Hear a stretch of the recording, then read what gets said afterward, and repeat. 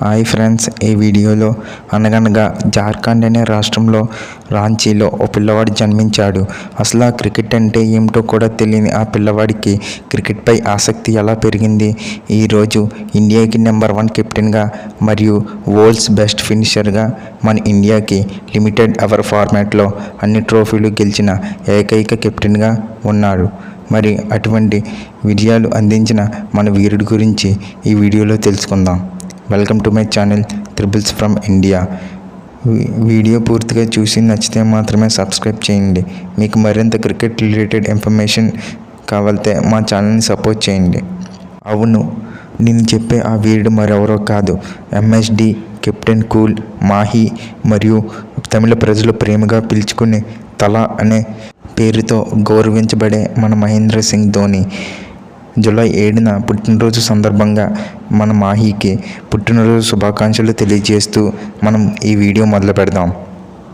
మన mastermind Mahendra Singh Dhoni July 7, 1981లో జార్ఖండ్లో రాంచీలో జన్మించాడు. దేవకీదేవి మరియు పాన్సింగ్ దంపతులకు చిన్న కుమారుడిగా జన్మించాడు. ధోనికి ఒక అక్క మరియు ఒక అన్నయ్య ఉన్నారు. ధోని అందరిలోని చిన్నవాడు. ధోనికి చిన్నప్పటి నుంచి ఆటలంటే చాలా ఇష్టం. ధోనికి 5 ఏళ్ల వయసు ఉన్నప్పుడు వాళ్ళ తల్లిదండ్రులు జవహర్ విద్యా మందిర్ కళాశాలలో జాయిన్ చేశారు. అక్కడ ధోని ఫుట్బాల్ మరియు బ్యాడ్మింటన్ బాగా ఆడేవాడు. ముఖ్యంగా ఫుట్బాల్లో గోల్ కీపర్గా రాణించేవాడు. అక్కడే ధోనికి తన తొలి కోచ్ అయినటువంటి కేశవ్ బెనర్జీ పరిచయం అయ్యారు. కేశవ్ బెనర్జీ సలహా మేరకు క్లబ్ క్రికెట్లో జాయిన్ అయ్యాడు. ధోని చదువు మరియు ఆటలు రెండు మేనేజ్ చేసుకునేవాడు. ఇక్కడ మనం ఒక విషయం తెలుసుకోవాలి. ధోని అసలు పేరు ధోని. అది వాళ్ళ ఇంటి పేరుని తెలియజేస్తుంది. స్కూల్ సర్టిఫికెట్లో తప్పుగా ప్రింట్ అవడంతో ధోనిగా మారింది. అప్పటి నుంచి ధోని అని పిలువబడింది. ధోని క్రికెట్ తొలి దశలో 1995 నుండి 98 వరకు కమాండో క్రికెట్ క్లబ్ జట్టుకు వికెట్ కీపర్గా ఆడాడు.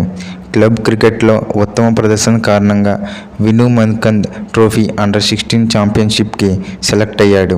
ఆ తర్వాత 1998 సంవత్సరంలో కూచ్ బెహార్ ట్రోఫీలో అండర్-19 బీహార్ జట్టు తరపున 5 మ్యాచ్లు ఆడి 176 రన్స్ చేశాడు. ఆ తర్వాత సంవత్సరంలో బీహార్ జట్టును ఫైనల్స్కు చేర్పించడంలో కీలక పాత్ర పోషించాడు. అందులో భాగంగా 17 క్యాచ్లు మరియు 7 స్టంపింగ్లు 488 రన్స్ చేశాడు.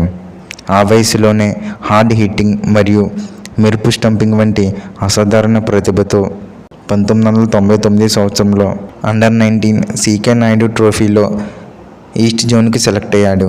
కానీ తన టీం ఆ టోర్నీలో దారుణంగా ఫెయిల్ అయింది.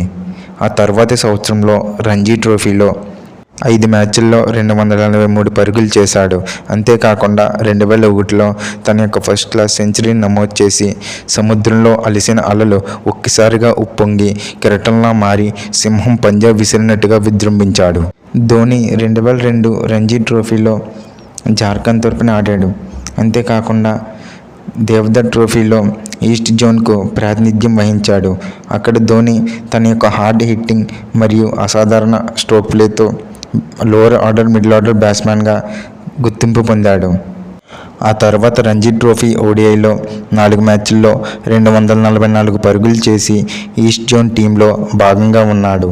మరియు దులీప్ ట్రోఫీలో టీం ఫైనల్స్కు చేరడంలో ధోని ఉత్తమ ప్రదర్శన కనబరిచాడు. ఈ ప్రదర్శనతో ధోని టాలెంట్ సెలెక్టర్ల దృష్టిని ఆకర్షించింది.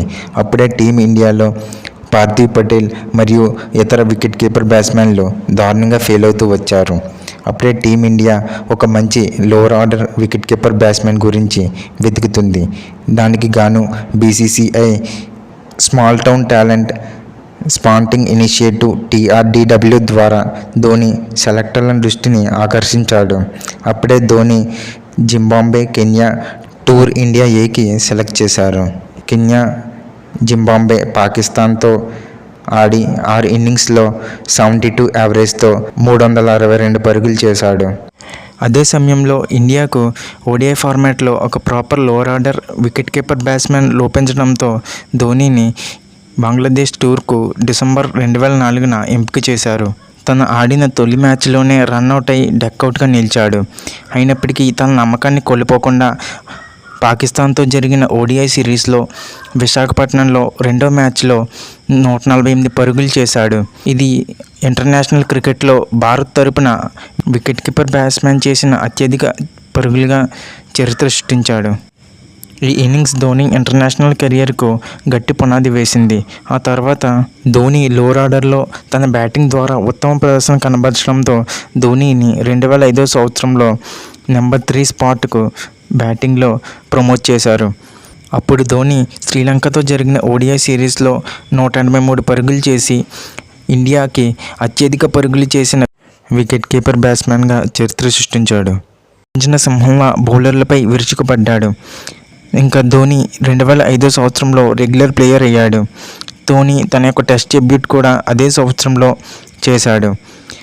ఇంకా పాకిస్తాన్తో జరిగిన రెండవ టెస్ట్లో తన యొక్క మొదటి సెంచరీ నమోదు చేసి సిరీస్లో 19 పరుగులు చేశాడు.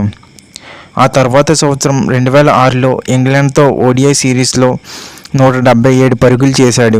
అయినప్పటికీ తన యొక్క వికెట్ కీపింగ్ స్కిల్స్పై విమర్శలు వచ్చాయి. కానీ ధోని తన యొక్క ఆత్మవిశ్వాసాన్ని కోల్పోలేదు. 2006లో DLF cup, ICC champions trophy మరియు సౌత్ ఆఫ్రికాతో ఓడిఐ సిరీస్ ఇలా వరుస ఓటములతో ఇండియన్ టీం చితికిల పడింది.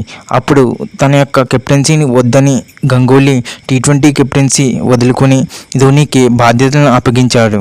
ధోని 2007 T20 వరల్డ్ కప్కు కెప్టెన్గా ఎంపికయ్యాడు. కెప్టెన్గా తనకు నచ్చిన టీం ఇస్తేనే కెప్టెన్సీ చేస్తానని యంగ్ ప్లేయర్స్కు అవకాశం ఇచ్చాడు. అదే సమయంలో యువ ఆటగాళ్ళు అయినటువంటి రోహిత్ శర్మ, శ్రీశాంత్ వంటి ప్లేయర్లు దిగ్గజ ఆటగాళ్ళుగా తీర్చిదిద్దబడ్డారు. ఈ వరల్డ్ కప్ టోర్నీలో మన బౌలర్లో ఆర్పీ సింగ్, జోగేందర్ శర్మ, ఇర్ఫాన్ పఠాన్ ఉత్తమ బౌలింగ్ ప్రదర్శనతో మరియు యువరాజ్ సింగ్ ఆల్రౌండ్ షో, ముఖ్యంగా ఇంగ్లాండ్తో 6 బాల్కి 6 బాళ్ళు 6లు కొట్టి మన ఇండియాకు వరల్డ్ కప్ గెలిపించడంలో ముఖ్య పాత్ర పోషించాడు. మరియు ధోని తన యొక్క అండర్లో ఫస్ట్ T20 వరల్డ్ కప్ గెలిపించి క్రికెట్ ప్రేమికుల హృదయాల్లో చెరగని ముద్ర వేశాడు. అంతేకాకుండా 2011 సంవత్సరంలో శ్రీలంకతో ఫైనల్లో శ్రీలంక మహిళా జయవర్ధనే సెంచరీతో 275 భారీ లక్ష్యాన్ని ఇండియాకి ఇచ్చారు. అప్పుడు ఇండియా లక్ష్య ఛేదనలో సచిన్ మరియు సెహ్వాగ్ తొందరగా అవుట్ అవడంతో తర్వాత దిగిన కోహ్లీ 35 రన్స్ చేసి అవుట్ అవగా ఇండియా 115కి 3 వికెట్లు కోల్పోయి కష్ట సమయంలో ఉంది. అప్పుడు ధోని తన యొక్క మాస్టర్ మైండ్ని ఉపయోగించాడు. అప్పుడు శ్రీలంక గ్రేటెస్ట్ బౌలర్ అయినటువంటి ముత్తయ్య మురళీధరన్ బౌలింగ్ చేస్తుండగా యువరాజ్ సింగ్ పొజిషన్లో ధోని దిగాడు.